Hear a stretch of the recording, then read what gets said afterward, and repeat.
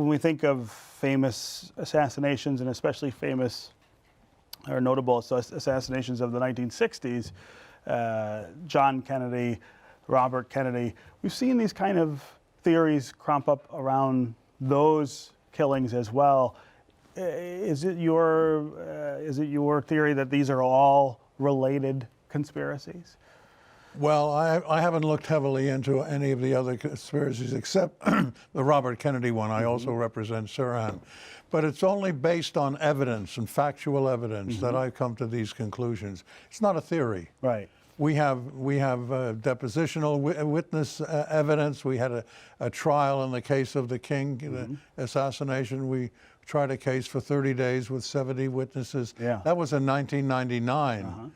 And 16 years after that, we then have uncovered a very powerful amount of facts that show that James was innocent, and that in fact it was a government operation. Yeah, yeah. And you want to sort of step back and put these events in some context. The government was very worried about what Martin Luther King Jr. was doing. For most of his professional career, they had become particularly worried by the late 1960s by the change in his work and the change in the focus. Yes, Stephen.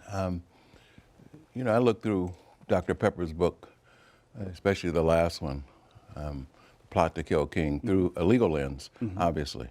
And I do a fair amount of appellate work, which means brief work. Right. I love doing it. And for me, the test is the evidence. Not only has Dr. Pepper amassed a considerable body of what we call circumstantial evidence, but he has also developed a considerable body of direct evidence in the form of the son, Ron Atkins, of the father, Russell Atkins, where the assassination was planned, at the home.